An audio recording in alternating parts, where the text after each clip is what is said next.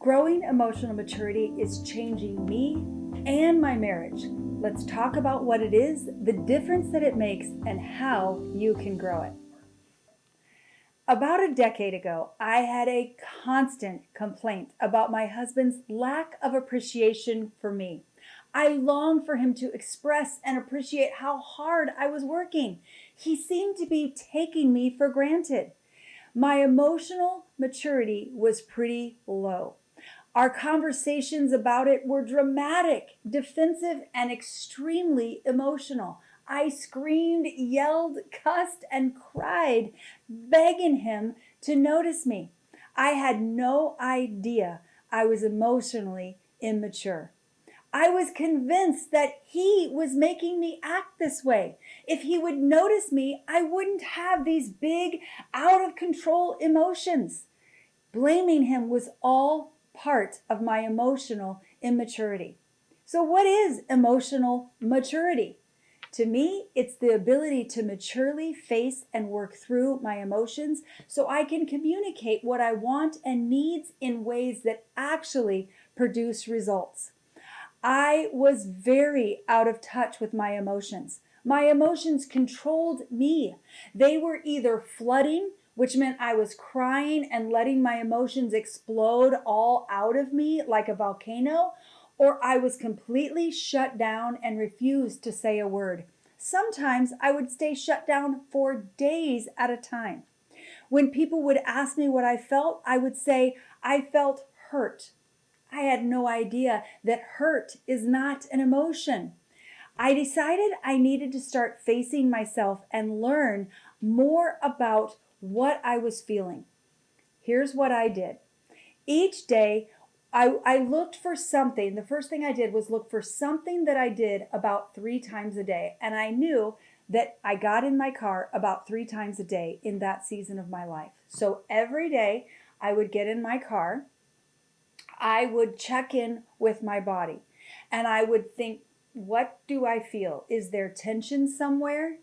And I would locate, yes, in my shoulders, I feel tension. Okay. Then I would ask myself, what is the feeling connected to that tension? And I would think, okay, I think maybe what I'm feeling is guilt. And then I would ask myself, okay, what do I feel guilty about? And I would realize, maybe I felt guilty because my husband is mad at me. Then I would ask myself, is it true? Is my husband really mad at me? And I would think back through, I would investigate my thought. Is it true? And I realized, well, he didn't look at me this morning. And I would ask myself, well, does that mean that he's not, that, because he didn't look at me, does it mean that he's mad at me? And I would recognize, I don't even know that that's true. It's what I've made up is true about why he didn't look at me. So I would investigate further and I would ask him, hey, this morning I noticed that you seemed, really distant and you didn't even make eye contact with me. Can you help me understand what was going on?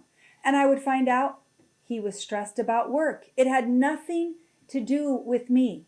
So 3 times a day, I started to face my emotions, name what they were, listen to what the upset was within that emotion, and investigate if it was true. Gradually, I started maturing my ability to be with my emotions. I started understanding myself. I got better at knowing what I was feeling. As time went on, I improved my ability to listen to what I was actually thinking. I began maturing myself and learning how to take responsibility by asking questions, seeking out feedback, and developing my character. That work has produced significant results. It has drastically changed how I show up in life. My emotions rarely, if ever, flood anymore. My ability to control my reactions and responses has greatly increased. My honesty has gone to a much higher level because I can handle the discomfort that honesty can produce. Others find it easier to be honest with me because I've increased my ability to hear what I don't want to hear. I'm able to hold in and stay neutral when others are having emotionally immature reactions themselves. My authenticity, my ability to say what I actually mean rather than tell you what you want to hear, has increased. My ability to stay present in conversations is much higher. I can see that there are endless possibilities for additional growth in all of these areas that I'm improving in. And the thought of seeing that there was more growth available used to trigger a lot of negative emotions. And now it triggers positive emotions because I get excited about how much more is available. The more intentional I get in growing my character, the more maturity I experience in my ability to be with my emotions and other people's emotions. Now, this is not just isolated to me. As I coach clients and grow friendships with other people who are also committed to developing their character, we're all having very similar growth experiences. Emotional maturity is a symptom of character development. A few minutes ago, I shared with you the types of conversations my husband and I had as I complained about his lack of appreciating me. Those conversations were happening about a decade ago. Emotional maturity is drastically changing the conversations about this very topic. Just the other day, I was feeling a bit underappreciated. In the past, I would have immediately gone to him and started complaining, telling him that he should be appreciating me more and that he's not appreciating me enough. This time, I noticed I was feeling underappreciated. I checked in with myself and realized the emotions I was feeling were weighed down and heavy. I listened to the thoughts behind those feelings and heard them say, "You have so much to do. Your husband has it so easy. He doesn't even notice how much you're doing." Then I asked myself, if those thoughts were true? I realized they were not totally true. Here is what is more true.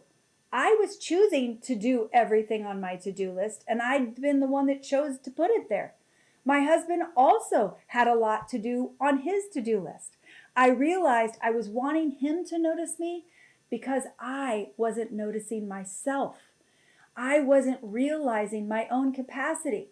Once I noticed myself, I realized my body was asking me to slow down and look at what I was doing that I didn't really need to be doing.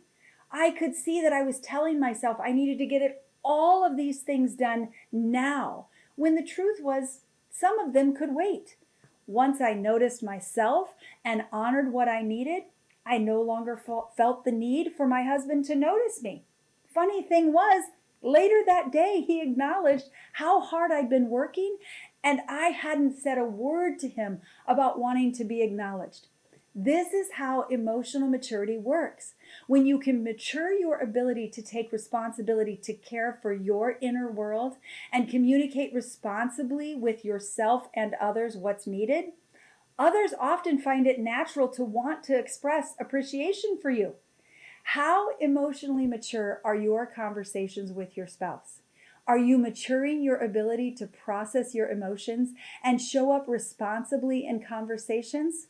If you want to start doing that, I invite you to use the exercise I started using, where you find something that you do 2 to 3 times a day and start checking in with your body. What are you feeling? Listen to the thoughts behind your feelings. Investigate what might be more true than your thoughts, and then take responsibility. You will begin to see your emotional maturity starting to grow. If you found this helpful, would you give it a thumbs up and share in the comments below one thing that you're taking away? I look forward to seeing you next week. Hey, hon. Yeah. First, do you agree that I am growing in emotional maturity? I would agree with that. What difference is my emotional maturity making for you? Oh, I think it's about the ability to be more truthful with what we want to be.